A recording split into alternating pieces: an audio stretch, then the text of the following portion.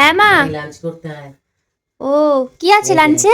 বাপরে, দেরাদুন রাইসের ভাত, লম্বা লম্বা চালের, আর এটা হলো চিংড়ি সর্ষে, আর এটা হলো মাটন কষা।